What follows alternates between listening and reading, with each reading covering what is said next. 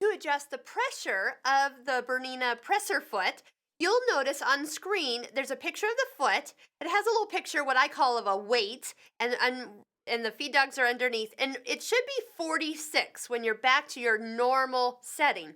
But sometimes when you work on stretchy fabric, when you sew it, that pressure is too much and it almost stretches the fabric out, makes it kind of come out a little wavy, especially like on fleeces or knit fabrics. So what we can do, and I'm going to turn the machine just a little bit to the side here. We have a lever over here that will adjust the pressure. So as we go, if we roll it down, we get to a higher number.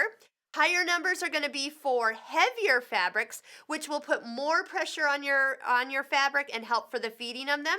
But if you are getting the waves, which is probably more common than most people realize, you can go ahead and take it to a smaller number by taking the wheel and moving it up. And then, I usually take it down to like 30 or somewhere in that category.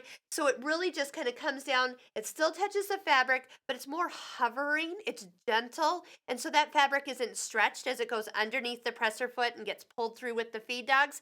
So you just kind of have to play with that. Every fabric's a little different. I do remember using it one specific time. I had a very lightweight jersey I was stitching on, and I had cut it on purpose, and it was a bias edge. It was cut, and it was very light. And so what I did was I took it practically down to almost nothing. I think it was down to like 15, and I could just feel the foot just slightly touching it, still moving it through. I needed a very gentle stitch for the technique I was doing, and nothing got stretched out as I went around that particular bias edge. So just remember, once you've used that, go ahead and return it back to that basic number, which is 46, or kind of in that near vicinity. Will kind of keep you going. Keep in mind, you almost need to roll that a little bit significant to actually get the numbers to change on screen. So if you just turn it a little bit, it doesn't seem to like show you a change.